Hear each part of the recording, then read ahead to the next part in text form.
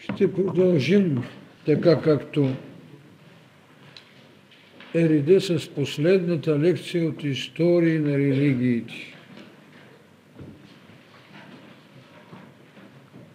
По някаква чудата обстоятелственост в по-миналата година тази лекция, така както е назована атеизмът, не можа да влезе в книгата, въпреки че беше включена в програмата.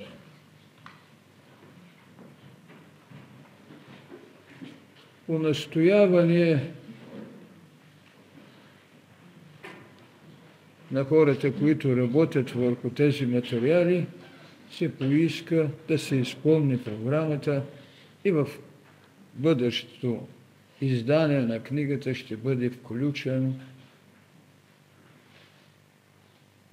и тази лекция атеизъм.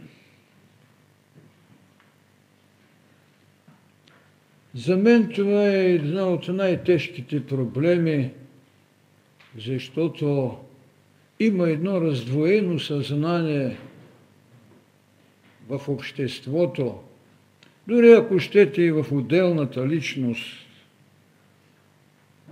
Когато се чуе думата атеизъм, се мисли само за тезата на поруганието. Безспорно, когато ще разглеждаме етимологията, когато ще разглеждаме приложната страна, като концепция какво представлява атеизмът, когато ще я видим и като социална доктрина, като приложност срещу ученията или срещу религиите изобщо, дали тя самата за себе си е една религия, как се е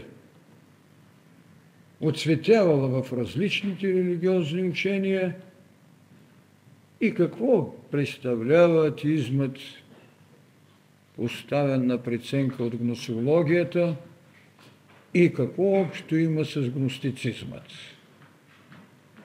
Или как гностицизмът ще гледа на това нещо. Казвам, че това е една много тежка проблема, защото в вековете има по-малко написано, отколкото в продължение само сега на някакви 50 или 100 години, няма и 100 години, примерно казано, откакто се направи едно смесване на атеизмът като концепция и атеизмът като пропаганда. Атеизмът като пропаганда стана хоругва на една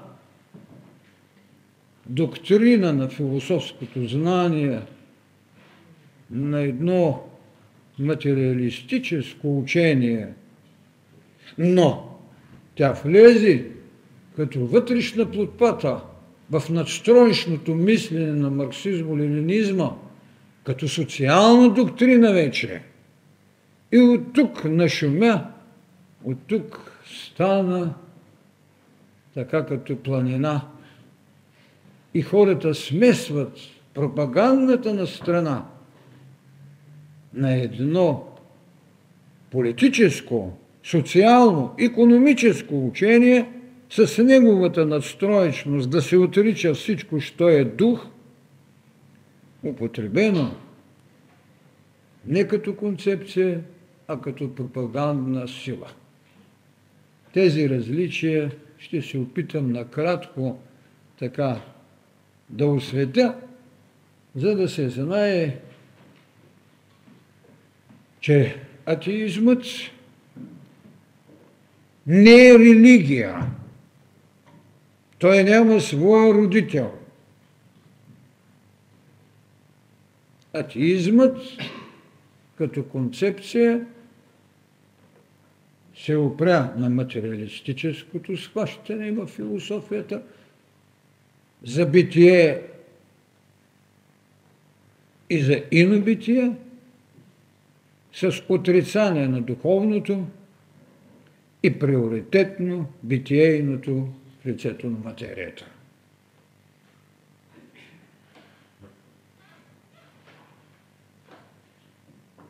Самото то като понятие поставя пред нас въпросът: то ли е първичното, или е една антинома на нещо, което го предшествува, защото самото понятие атеизъм, т.е. гръцка дума, с една приставка и теос, която винаги се превежда с отрицателно значение, и коренът на думата или съществителното, какъвто е случая. Атеос. Атеизъм. Тоест, небожие, безбожие, и трябва да правим разлика между безверие и безбожие. Безверието не е още отрицание на Бога, а безбожието не е още отрицание на безверието.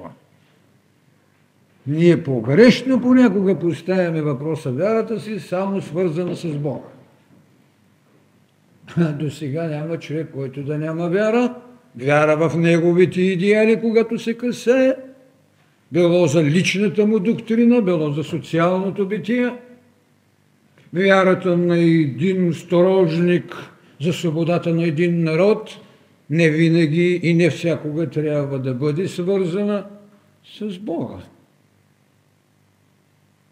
Онзи, който трябва да се разлучи от едно старо свое кредо на старите свои богове, може да прекара един дълъг момент в атеистично състояние, без да е безверен. Тези неща трябва да се знаят, за да не слагаме етикета на всекиго, който отрече Божието и ние си го наречем безбожник, тогава, когато той може да има вяра. Това, разбира се, създава и съответните школи. Аз мисля, че съм говорил за така наречените естественици в религиите, т.е. в социалният ни живот. Има ги. Някой дори се опитва да каже, че Ботев е безбожник, но в никакъв случай не могат да кажат, че е безверник. Ето тези разлики трябва да разбереме, когато ще говорим за атеизмът и като социална доктрина, а и като понятие, и като концепция. Така че неговият произход, както казваме, е гръцки с приставката А и Теос. Бог и няма Бог. Мисля, че в един от псалмите на Давида е казано: рече безумец в сърцето си, няма Бог. Това е една много интересна теза. И когато се говори срещу атеизмът, когато се пише срещу атеизмът от страна на теолозите, този надслов се слага от пророк, черпен и взет от пророк Давида. Аз на него гледам с малко по-особено тълмене, защото има нещо, което трябва да различим, както винаги съм говорил. Това е с какво възприемаме света, дали с теорията на очите, дали с теорията на сърцето или с доктрината на духът. Има две съставки в този текст. Рече безумец на сърцето си. Значи безумието в смисъл, че умът е, който дава преценка и иска след това да подведе сърцето си, за да отрече Бог. Тези неща трябва да бъде много наясно. Може съблазън или непросторността на събудената мисъл, йерархията на нейното познание, за което снощи говорих, да не е нито така мащабна, нито така проницателна, защото може да бъде плод само на отражение на реалността, а не на прозрението, което е вътрешно виждане, защото всички сме свидетели, че очите могат да не подведат, да кажем неистина за истини и истини за неистината. Това е негово право и от тук се ражда тезата на скепсиса. Така че рече безумец в сърцето си няма Бог, не е достатъчно доказателство. И аз не зная дали когато е родено в душата, е имал предвид, че сърцето не може да бъде смутено, а само да се направи укор, че умът не може да ни даде големи тайни знания. Но във всички случаи теос, логичност и така нататък. Като понятие, безспорно, то изразява точно безбожие. Един материален или материалистически възглед, който отрича съществуването на Бога и всяка свръхестествена сила, т.е. безбожие. Тук също може да бъде поставен въпроса много по-финно и много по-деликатно, че не всяка свръхестествена сила е отричана, защото има един междинен светоглед, това е на деистите. Това е френският просветителен век на 18 век. Те приемат Деуса и неучастието след това. Той е една междина между теизма и между атеизма. След това предоставят правото на личната воля и това, което казваме жребий, което е наша съдба. Съдба, която сте правили сами. А родени сте от него. Така че и тук, когато се говори и когато ще четете томовете на атеизма, които са в голямо изобилие в нашата страна и в съответните наръчници, така и от страна на теолозите, когато извършват своите опровержения, искам да бъдете квалифицирано наясно и да не се изпада в логиката на малко знаещия. Има. И така, че когато са дали тези тълкования етимологични в съответните речници, в съответните енциклопедии, мисля, че не са много точни. Ако значи отричане на Бог, не значи още отричане на всякакви свръхестествени сили. Защото все пак в материалистическата доктрина имаме една материя, която си има и по-високо организирана, и която като надстроечна над базата има право на субективно отражение на обективността. А в своето развитие и усъвършенстване тя може да бъде мотивирана и от самата обективност, както един Александър в своята история на философиите говори. Но считам, че почти цялата литература в този смисъл е доста банална и непрецизна. Но това е работа вече на други. Фактически тезата на атеизмът, това е вече предмет. Кое е първичното? Както казах, Трябвало е да има идеята за теизъм, за да може да има отсрещен бряг, наречен атеизъм. Не може антитезата да предшествува тезата.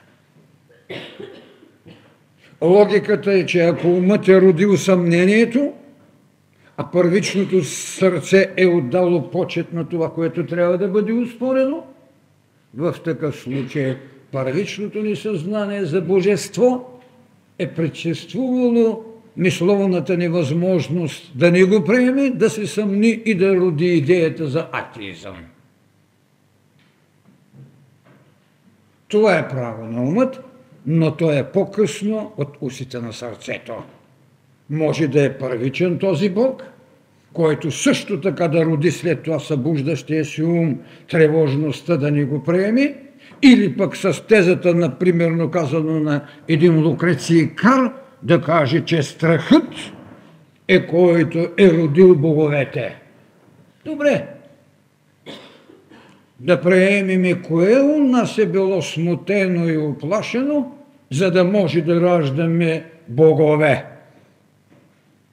Тяхната стихийна сила, която безспорно сме усвоявали постепенно като рефлекс на самозащита, но не сме могли да ни я признаем като реалност и като усетност, защото никой не може да отрече океана, нито някой може да отрече звездното небе.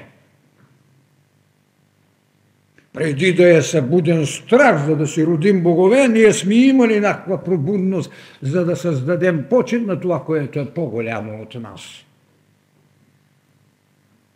Така че тезата е била дадена, за да се роди антитезата атеизъм.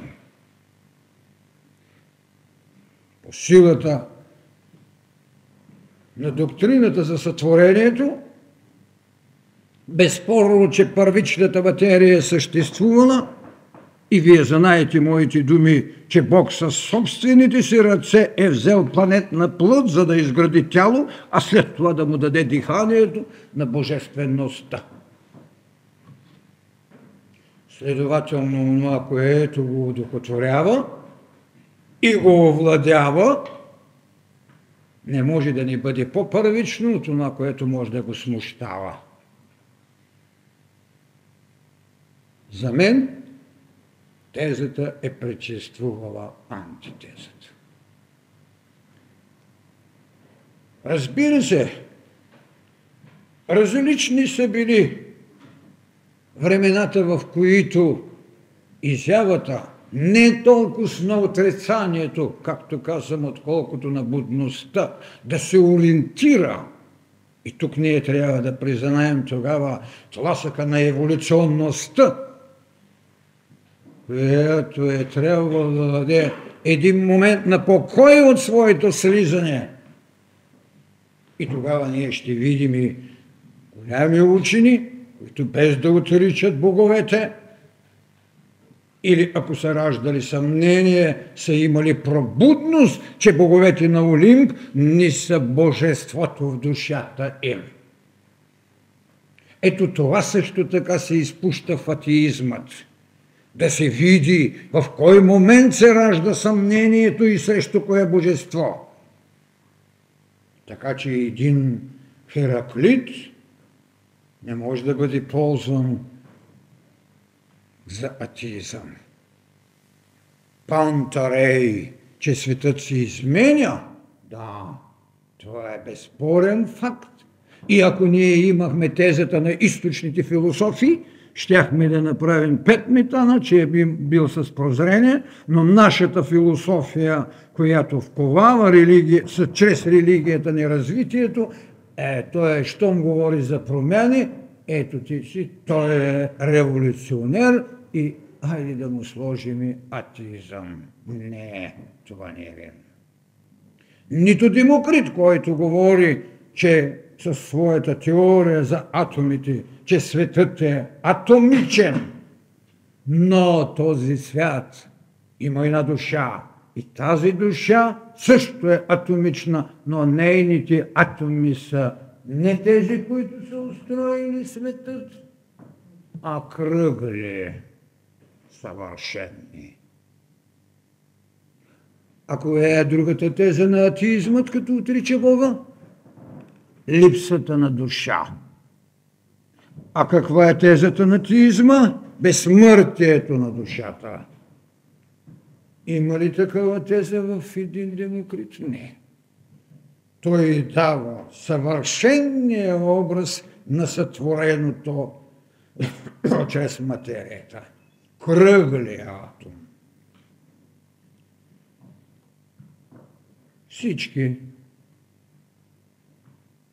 послишни векове ни дават съмнението в развитието, ползвано като формула за отричане. А то точно това не е вярното. Но да се употреби нещо, което ползва известна доктрина или известна теза за опровержение, това е вече проблем на спекулативност и когато има двубой, често време на безчестие.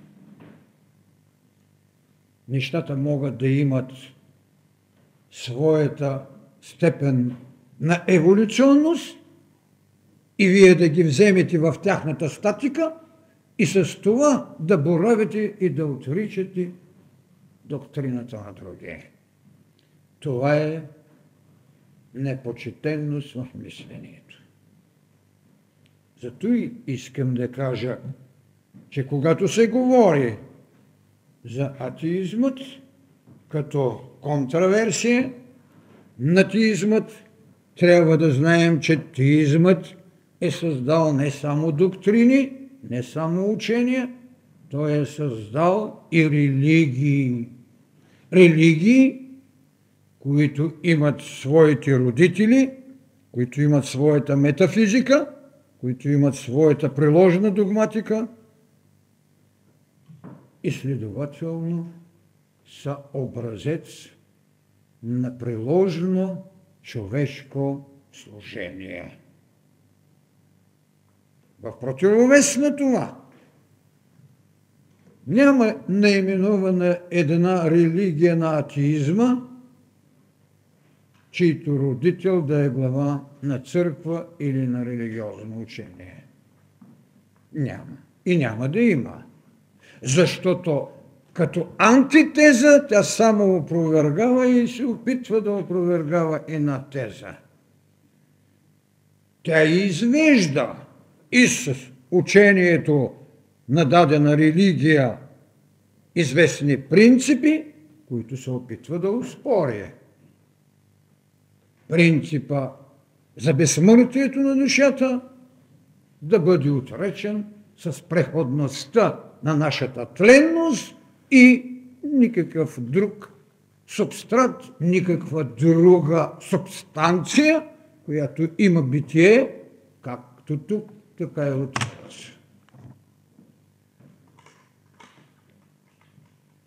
Безспорно, атеизмът не може да има догмати.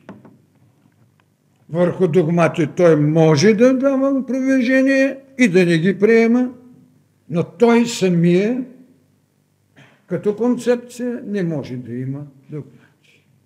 Следователно той има приспособлението в съответната антитеза да взима дрехата на хамелеона, когато му потребва за тази или онази система на опровержение.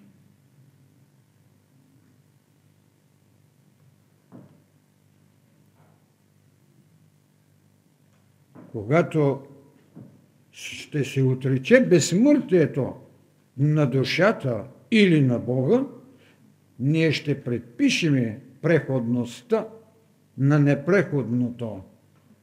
И тук може би е съблазънта да се вземе на Хераклит тезата за движението.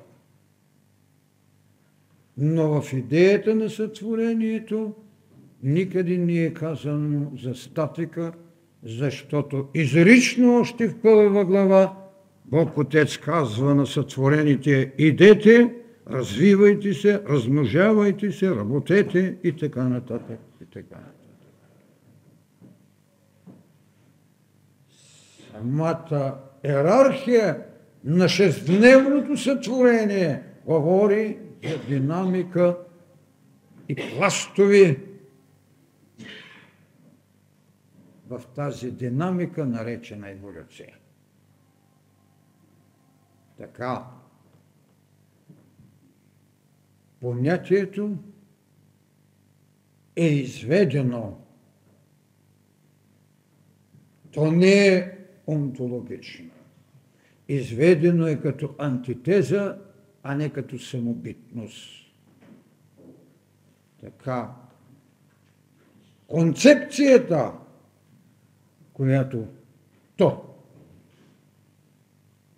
е в центъра на нея, е именно преходно възражение, но не и самостоятелна роща.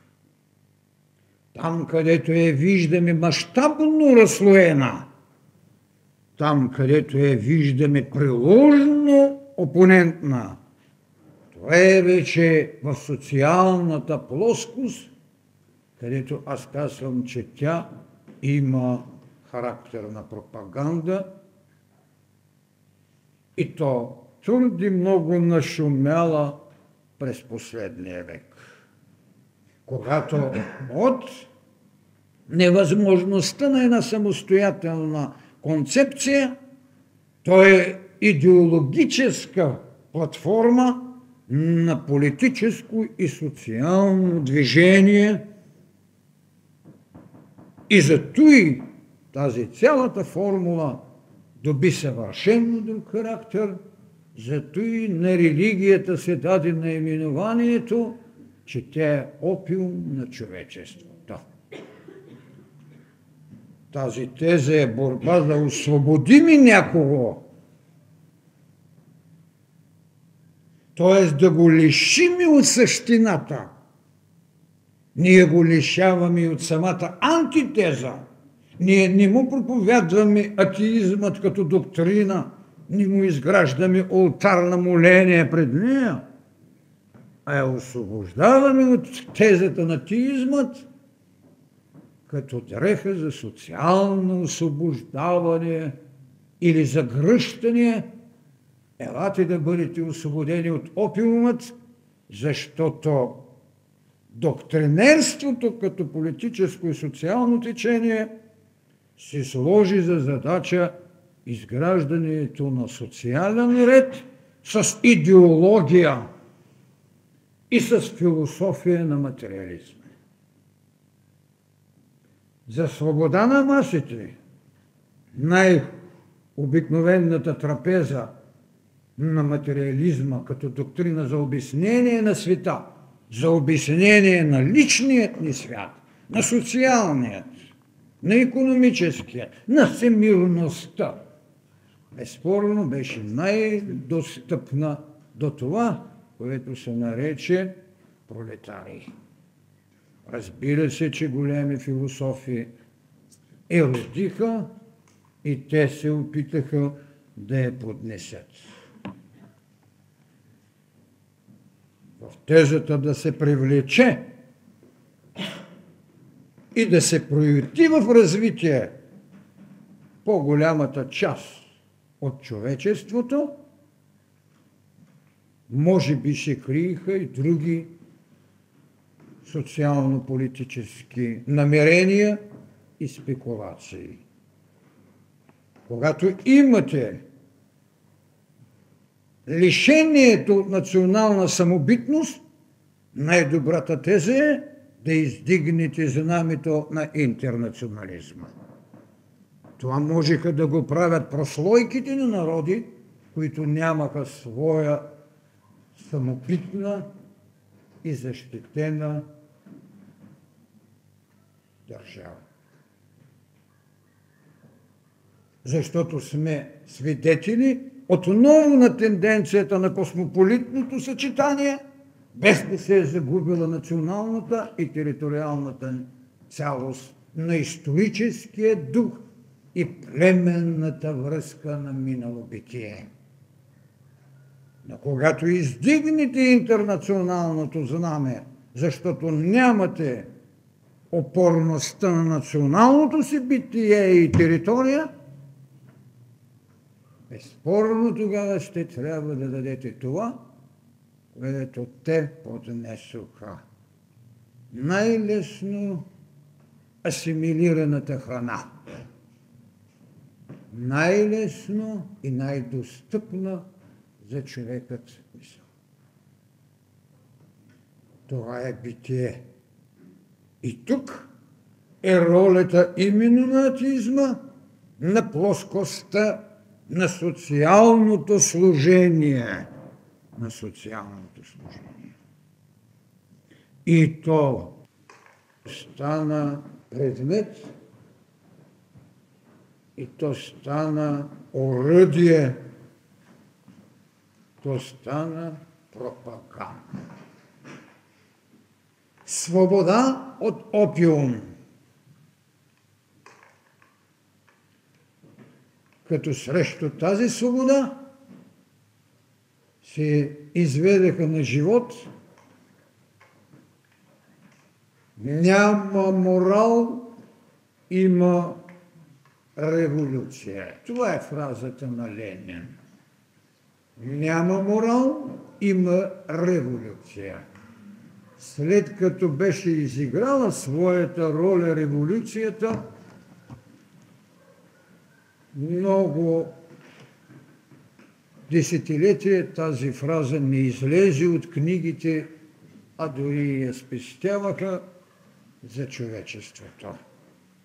Защото там, където имаше устойчивостта на личния дом, на държавната потреба и на рационалното въземане, трудно може да се пробие път, да се отрече градивността срещу аморалността и революцията. Затова се дойде до убеждението да се създаде идеология срещу теизмът. Атеистичната идеология. Идеологията на безбожието, което ви развързва ръцете. И аз много често съм казвал, и то на доста отговорни места, когато се е търсило ефтино извинение, не сме знаели, не сме предполагали, не е верно и невъзможно това, което стана. Това е точно така, както стана, защото три голями стълба има в материалистическата философия, направена идеология, идеология на марксизма-ленинизмът. Единият е безбожието, другият е класовата борба и третият е революцията като път за идване и вземане на властта. Ако някой може да каже, че не е носил тази дреха като познание, а само е бил войник на служението, това е вече недостойно като извинение и доста страхливо поведение. Така се приложи атеизмът като социална и политическа дейност. Тя даде своите плодове. Една институция, която застаряваше, трябваше да намери своя амброзий. Една институция, която като застаряваше и внесе смут в душите на вярващите, това беше инквизицията, това бяха индулгенциите. Те сами за себе си бяха достатъчно атеистични. Защото жъниха духът, тъпчиха прозрението. Но те дадаха основание за една вътрешна съпротива, за да ферментира едно битие на институцията. Разбира се, отклонението, което се роди, беше плод на мисловности, беше рационално и без водачът на духовното въззрение. Затова бих казал, че стана повече сергийна и приказчийна, отколкото мистично-сакрална. Ето това не можеше да даде атеизмът. Той беше именно срещу мистично-сакралната страна на религията. Защото това вглъбяване е именно опиумът. Т.е. бягане от реалността. Човечеството не може да не бяга от реалности, само че в различните разцветки различни наименования имат. Бруталността е една реалност и смирението е една реалност. Благородникът ще приеме жертвата на смирението, бруталността е в ръката на разбойника. И свидетелствуват двамата пред кръста Христов.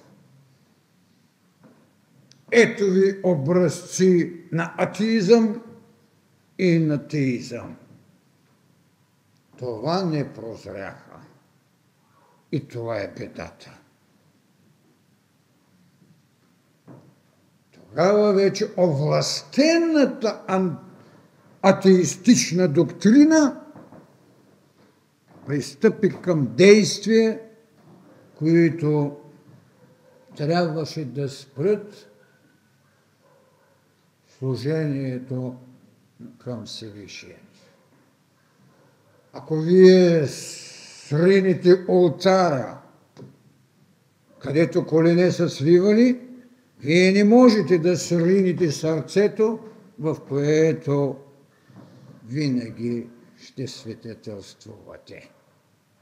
Това беше голямата илюзия, че може да се победи не религията като институция, а неспосланието на Твореца в душата на човека. Не теизмът е същината, а участието и присъствието на Бога в човека. Защото участието му вън от нас е минало през различни образци, като почнете от шатрата, като почнете от огънят, като почнете от тотемът до кръста. Но той е бил винаги вътре. А как го е почитал, това е именно проблем на еволюция. И е нелишим. Тук атеизмът не можа да свърши своята работа, защото срина вън от това, което е вътре. Стигна се до запрета. Аз не зная колко от вас знаят, но стигна се до конституционна запрета на религиозно изповедание. Един куриоз в световната история, това беше Албания.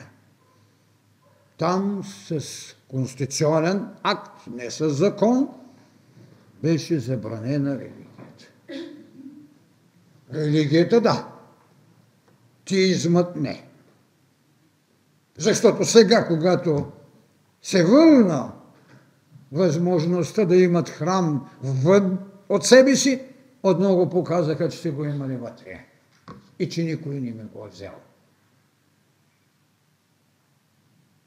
Така че антитезата винаги ще бъде по-малката сестра Но трябва едно нещо да се знае, че антиподността, че полярността е основа в битието на тази планета, защото Бог се раздвои, за да бъде единство. Бог раздвои Адама с Ева, за да го направи единство. Бог в запретата им заръча да се разделят, когато поеха ябълката на доброто и злото, за да могат да се развиват. Кой момент можем да кажем, че имаме теизъм и в кой момент атеизъм? Когато завърши еволюцията, ще има една цялост. И тук вече е грешката на тези, които чрез съмнението, чрез умът искат да си послужат с присмиха, с иронията, с цинизма, да се отрече или внесе съмнение в богоприсъствието или богоживота в човека. Вижте, иронията има стойност. Присмихът също, но те имат и обратни знаци. Бог поруган не бива. А човекът, когато се развива и някой се опита в него да докосне Бог, той 3 пъти повече му помага да излезе Бог в пълното му съзнание на зримост, не за да го защити, а да се осъществи самия човек. Бог няма нужда от защита. Човек в борбата си между доброто и злото в себе си води този двубой. И тогава ние можем да кажем и в дадени моменти, че антиномът, атеизъм, е една потребност за душевна зрелост и цялост в божествеността. Ето защо и гностиците, тази система от философия, от мистични въззрения, която вгръща в себе си неоплатонизмът, въобще ученията, както ги наричаме, езотеричните, и първото християнство, за да изгради теорията на познанието чрез гностицизма. Тоест познаваемост. И Бог е познаваем. Разбира се, в онова, което като явление, защото и Йоан казва, аз само го обясних. Но гностицизмът веднага ражда агностицизма, за непознаваемостта. Веднага шепотът на съмнението, невъзможността на будността да достигне по-далече чрез ума, ражда антитезата. Ето ви гностицизъм, познаваемост, ето ви антигностицизъм. Тази теория в историите са раждали дуализмът, раждали са всички учения, които са искали да помогнат в плисъкът на духовността на човека от лявият и десния бряг, но течението винаги е към океана на вечността. Така те са създавали своя божествен свят, плеромата, създавали са своя свят на душевността, психиците, и са създавали и са живели в света на хилистите или на материалното си битие. Това е и като теория на познанието. В тази миждина Древна Гърция сложи своя демиург. Нещо, което именно, както ви казах, деистите на века на просветлението или просвещението във Франция 18 е именно този деизъм, е идеята на демиурга. всичко е сътворено, предоставено е на този делотворител у вас да си върши своето. И зато и в тяхната цяла култура стои така наречената теза за ананкето, или екс-машината, както го превеждат европейците. Когато всичко, каквото имате, и добро, и зло, ще трябва хорът да отсъди. Хорът ще иска нашето възмездие. Богините чакат с нетърпение. Венценосните чакат. Но ще дойде съдбата, анонкето, екс-машината и трагедията и лична и социална ще бъде решена. Ето ви тези, ето ви атеизъм, ето ви теизъм.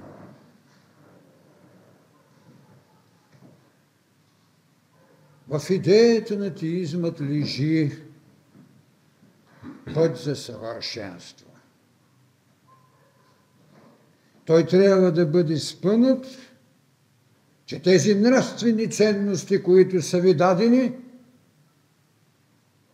или в социалната сфера обслужват господаря, нещо, което атеизмът се служише непрекъснато, а надяло показа, че господаря е бил по-добър, отколкото робът, когато стане господар.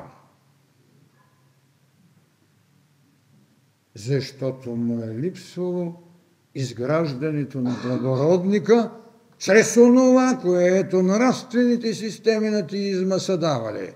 Не пожелавай имота на чуждия, не кради, не прелюбодействай, не убивай, не се кланяй, освен на твоя единствен Бог. Ето, нравствени тези, които вековете не могат да отминат, защото духовните вълни бавно са умивали пътя на човека в неговото съвършенство. И все пак, ако сравним времето си с първичното, с колективната душа на пещерният, ние ще видим, че този велик еон, както го наричат гностиците, е стигнал до голямо съвършенство.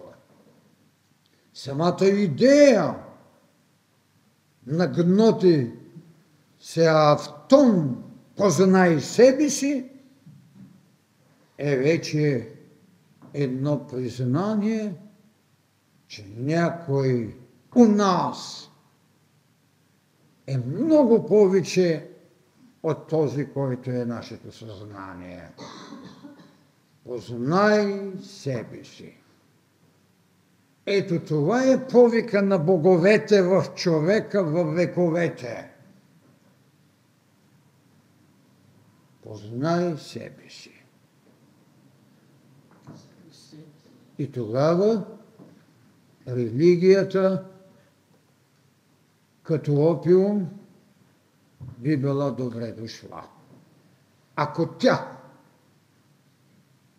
в тази историческа пътека е била единствената, която е казала на човека: върни се в себе си, за да се познаеш, аз се питам, защо не е имало повече опиум. Вие знаете, че когато говорих за митологиите, че всички ги наричат приказчици, че там има в ковчежето на вечното вечни неща. Колко потребна е една митология, за да бъде отворена страница на тайните. И си спомняте какво казах за Сизиф. този мъченик, който служи за образец на безсмислен труд, рекох и пак ще кажа, не безсмислието, а липсата на отчаяние. Това е великото. И ако някой мисли, че митологиите и първичните дори още божества са били плод на фантазията и на нашето мислене, както си въобразява господин Фойербах, който след това е в подплатата на Марксовото гледище за религията, явно е, че са отминали живота си без трапезен хляб, а се хранили с трохити на познанието на вековете. Митологии са нужни. Не е страшно митологизирането. Страшна е хиперболата. Митологии са нужни. И когато в наше време ще отмине и ние ще изглеждаме митологични за религията на истината и свободата, защото ще имаме знанието на Бог. И това е тезата, че човекът е едно божество в развитие. Онова, което ражда безсмъртие и онова, което свързва тези тайни, е вярата. И аз казах, може да има безбожници, но не може да има безверници. Не бива да се свързва вярата само с храна. Защото без нея никой не е ходил път. Безбожието може да се коригира. Безверието ражда отчаяние. Боговете са сменени в вековете, защото еволюцията ни води до висши съзнания. Но никога безверието не е било път. Вярата, както я превеждаме, е и съвест, и вечност. Онова, което ражда съмнението, е умът. Скептицизмът е формула на отрицанието и тя е употребявана много често. Но нито един Бог не е умрял от съмнението на хората и няма да умре. Дори иронията на един Волтер завърши с плач, че трябва да се роди Бог. Ако го няма, създайте го. Той самия остана самотен в иронията си и скептицизма си за божествата. И трябваше в плач да иска да се роди. Създайте Бог, ако го няма.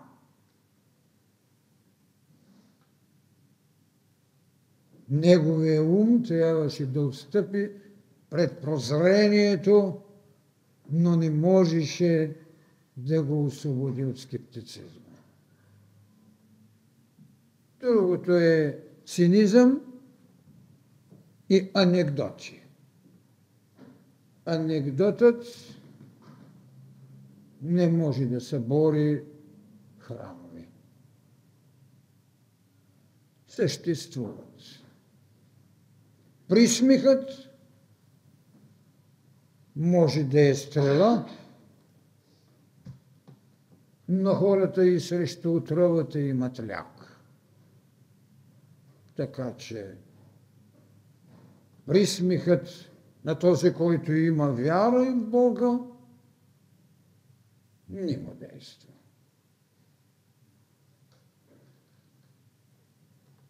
Трагедията на несправедливостта, която е раждала съмнение и безверие, разбира се, е позната.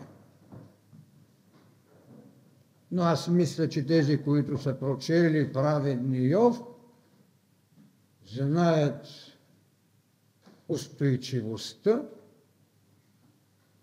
и понасянето на упреците на това, което ви заобикаля. Разбира се, и за неговия живот може да се изведе и това, което казва Христос. Няма по-голям враг на човека от близките. Те бяха там и приятели, и жена му, които го молиха да прокълне Бога, защото той е наказан, а пък е праведник. Праведникът е измерение в доктрините на правдата, за които съм говорил.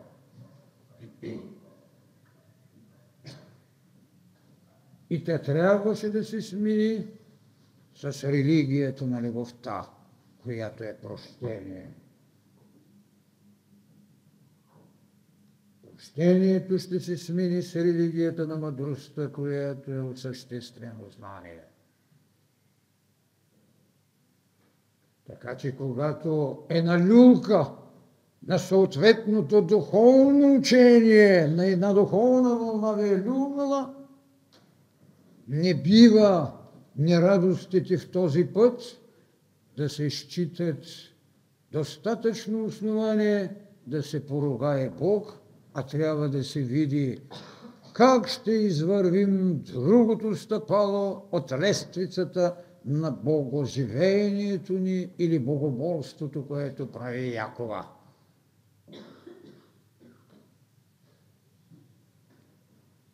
Така че тези приеми на атеизмът не можаха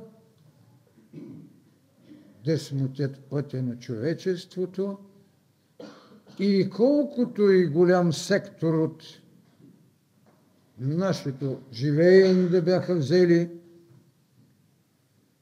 не могат да бъдат вечни.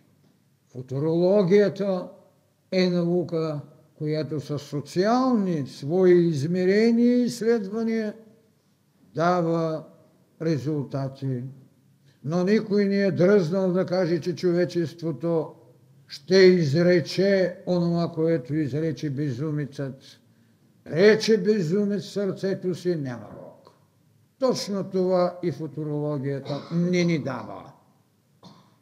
Човекът може да смени олтаря на своето моление, но никога няма да смени Боготвореца си. А начина на поклонение и служение ще го сменя.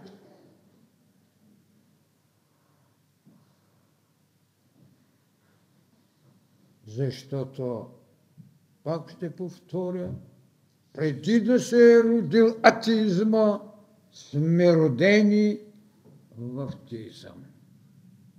Той не може да бъде победен.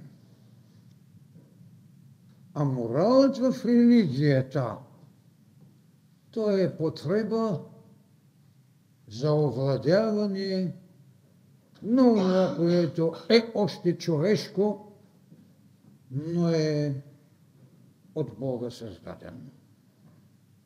Защото иначе трябваше Христос да бъде само Син Божий, а Той е и Син човечески. Тези, които искат да се ограничат само в едното му естество, много лесно могат да създадат атеизъм.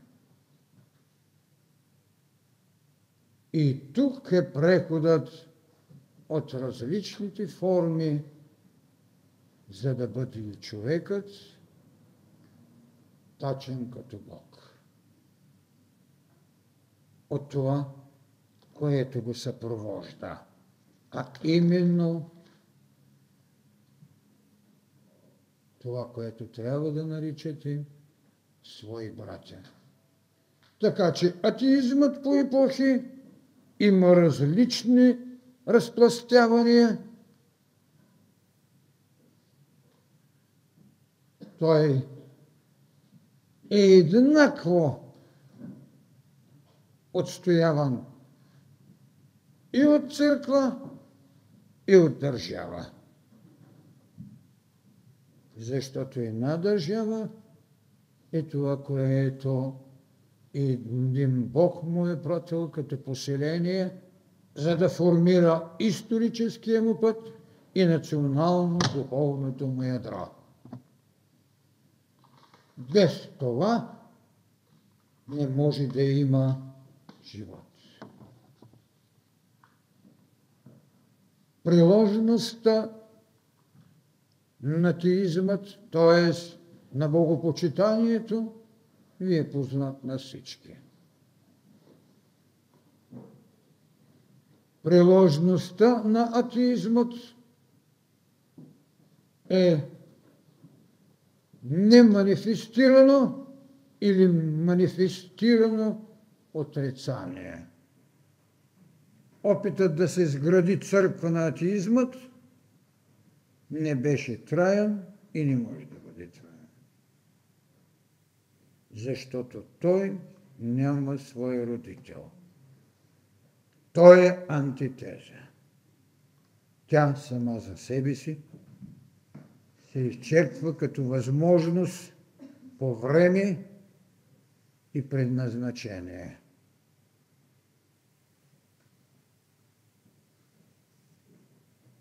Така в човекът е вложена потребата за съвършенство. Познанието в различни пътища ни води към този храм.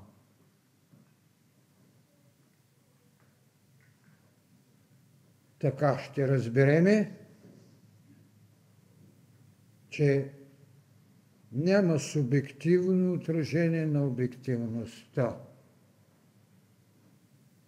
а има познание Божие, което е плод на богооткровение, познание Господне, което е плод на боговдъхновение и познание за съвършенство чрез интуиция. Така, теизмът не само е защитен, а е жив живот в живота на всекиго. Неоспоримостта, че има отвъден бряг, не е доказателство, че трябва да напуснем своя. Благодаря ви.